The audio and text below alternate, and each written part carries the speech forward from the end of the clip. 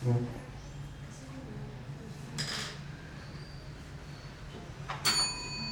उपस्थित मान्यवर व इथे उपस्थित सगळ्यांना माझा नमस्कार.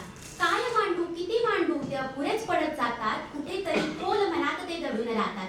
जे भावनिक असतात भावशून्यही होतात, प्रेरणा देत ते कायम पाठीशी उभे राहतात.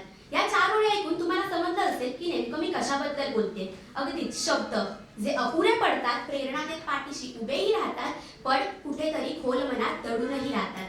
हेच शब्द जेव्हा जायबंदी होतात, बंदिस्त होतात, तेव्हा नेमकं काय घडतं हा विचार मला तुमच्या समोर मांडायचा आहे. मित्रांनो नमस्कार, मी मुंबई विभागातून सृष्टी बाणे तुमच्या समोर शब्द जायबंदी होण्याचे हे दिवस हा विषय सादर करीत आहे. शब्द जायबंदी होण्याचे हे दिवस, ज्या जायबंदी या शब्दाचा अर्थ म्हणजे बंदिस्त होणं. खरं तर माणसांच्या उत्क्रांतीपासून सर्वात महत्त्वाचा त्याचा शोध लागला ते म्हणजे शब्द. आपण जन्माला आल्यानंतर सगळ्यात पहिली गोष्ट जी शिकतो ते देखील शब्द. आपली बुद्धिमत्ता दर्शवण्यासाठी, प्रेम भावना सगळं काही व्यक्त करण्यासाठी जे सहाय्य ठरतात ते देखील शब्दच. पण हेच शब्द आज कुठेतरी जायबंदी होत आहेत, बंदिस्त होत आहेत. त्यातलीच पहिली परिस्थिती मांडायची झाली तर आजची आपल्या स्त्रियांची परिस्थिती. आज आपण म्हणतो की स्त्री आणि पुरुष समान आहेत, पण अजूनही हीच समानता कुठेतरी दिसून येत नाही. मुळात समानता हा शब्दच कुठेतरी इतका बंदिस्त झाला आहे की त्याचं अस्तित्वच कुठेतरी नाहीसं झालंय. आज आपण स्त्रियांना अनेक रूपात दर्शवतो. यावेळी मला चार ओळी आठवतात की ज्याला स्त्री बहीण म्हणून कळाली तो मुक्ताईचा ज्ञानदेव झाला, ज्याला स्त्री पत्नी म्हणून कळाली तो सीतेचा राम झाला, ज्याला स्त्री मैत्रीण म्हणून कळाली तो राधेचा श्याम झाला, आणि ज्याला स्त्री आई म्हणून कळाली तो जिजाऊचा शिवबा झाला. खरंच या चार ओळी ऐकल्यावर कळतं की आई, बहीण, मुलगी, मैत्रीण, पत्नी हे शब्द किती पवित्र आहेत. पण आज ह्याच शब्दांची पवित्रता कुठेतरी नष्ट होताना दिसते. जेव्हा एखाद्या मुलीवर होणारा बलात्काराची आपण बातमी ऐकतो, एखाद्या मुलीवर होणारा अत्याचार आपण पाहतो, तेव्हा खरंच प्रश्न पडतो की हेच पवित्र शब्द जातात तरी कुठे. हे शब्द तेव्हा इतके घुसमटल्यासारखे वाटतात की त्यांचं अस्तित्व कुठेतरी नाहीसं झालंय हे दिसून येतं, आणि ह्यालाच म्हणतात शब्द जायबंदी म्हणून. दुसरा मुद्दा मांडायचा झाला तर आज एखाद्या लहान मुलापासून ते मोठ्यांपर्यंत सगळेजण भ्रमणध्वनीवर व्यस्त असतात. घरातील कुटुंब एकत्र असून एकत्र नसतात. आजच्या एआयच्या जगात शब्दांची जागा हे टेक्नॉलॉजीने घेतली आहे, आणि ही परिस्थिती पाहिल्यावर समजतं की शब्द सुचतो जिथे, भावनांचा उगम होतो जिथे, भावनाहीन जगणारे का उगाच जगतात इथे.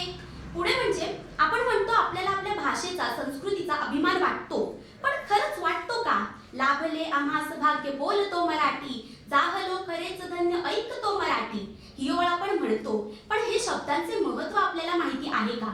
खरं तर आज आपल्याला आपल्या भाषेचे शब्द हे खालच्या दर्जाचे आणि इतर भाषांचे शब्द हे वरच्या दर्जाचे वाटतात, ज्यामुळे आपणच आपल्या भाषेचं, आपल्या शब्दांचं महत्त्व कुठेतरी कमी करून ठेवलेलं आहे. आपणच आपणासी तारी मराठीची किमया न्यारी. ही ओळ आपण फक्त म्हणतो, पण ही ओळ आपणच कुठेतरी बंदिस्त करून ठेवली आहे, ज्यामुळे होतंय काय की आपणच आपल्या भाषेला, संस्कृतीला कुठेतरी मौन करून ठेवलेलं आहे. पुणे म्हणजे आपण अनेक घोषवाक्य देतो, स्वच्छ भारत, सुंदर भारत, दारी वृक्षाचा पहारा, देऊ पक्षाला आसरा. पण यापैकी आतापर्यंत किती घोषवाक्य यशस्वी ठरली आहेत? एकीकडे आपणच पाट्या लावतो, पण एकीकडे आपणच या शब्दांचा अनादर करत असतो, कारण आपणच आपल्या वसुंधरेला आपल्या फायद्यासाठी त्रास देत असतो. म्हणजे काय की या शब्दांचं अस्तित्व आपणच कुठेतरी संपत आहोत, कुठेतरी बंदिस्त करून ठेवत आहोत. आपण म्हणतो आपला भारत देश हा विविधतेमध्ये एकता दर्शवणारा देश आहे, पण आज विविधता दिसण्यापेक्षा लोक जातीपातींमध्ये अडकले, आणि इतके अडकले की त्यांनी सगळं काही वाटून घेतले, अगदी शब्द सुद्धा. आज आपल्याला या जातीपातींच्या भेदभावामधून बाहेर पडायला प्रेम, दया, करुणा या शब्दांची गरज आहे, पण आपण तेच शब्द शोधत नाही आहोत. आपण आपल्या आजूबाजूला अनेक गुन्हे होताना पाहतो, पण एखादा गुन्हा जर आपल्या आजूबाजूला घडत असेल तर तिथे जी शब्दांची ताकद दिसायला हवी ती दिसत नाही. तिथे जे शब्द व्यक्त व्हायला हवे ते व्यक्त होत नाही. आपण फक्त मुके उभे राहतो. मग काय की शब्द मुके झाले काही बोलण्याआधी, नयन झुकले खाली नजर भिडण्याआधी. हीच आमची प्रार्थना, हेच आमचे मागणे, माणसाने माणसाशी माणसासम वागणे. ही ओळ आपण फक्त म्हणतो, पण वरवर वाचताना जरीही फक्त ओळ असेल तर याच्या खोल किती भावना दडलेल्या आहेत याचा आपण विचार करायला हवा. खरं तर आज आपण आपला स्वतःचा इतका विचार करतो की आपण माणुसकीचा कुठेतरी गळा दाबत आहोत. मुळात माणुसकी हा शब्दच कुठेतरी इतका घुसमटला आहे, इतका बंदिस्त झाला आहे की त्याचं अस्तित्व, पूर्णत्व संपलेलं आहे. आज आपलं प्रेम, भावना, दया, करुणा या शब्दांची जागा शिव्या, शाप, निंदा यांनीच घेतली आहे.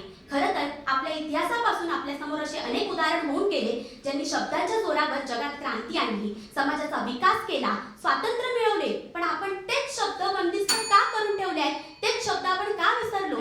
जेव्हा बाबासाहेबांचे शब्द आपण ऐकतो की शिका, संघटित व्हा, संघर्ष करा, लोकमान्यांचे शब्द स्वराज्य हा माझा जन्मसिद्ध अधिकार आहे, तो मी मिळवणारच, शिवाजी महाराजांचे शब्द अवघा मुलुका आपला, स्वराज्य ही तो श्रींची इच्छा, हे शब्द ऐकल्यावर कळतं की शब्दात किती ताकद आहे आणि हेच शब्द आपल्याला आपल्या अंगी आत्मसात करण्याची गरज आहे.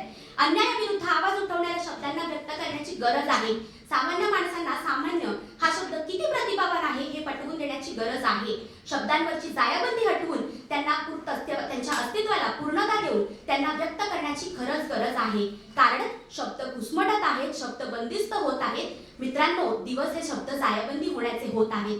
खोलवर दडलेल्या शब्दांना व्यक्त होऊ द्या, कारण ते गरजेचे आहे. शब्दांवरची जायाबंदी हटवा, कारण शब्द देखील रडत आहेत, शब्द देखील रडत आहेत.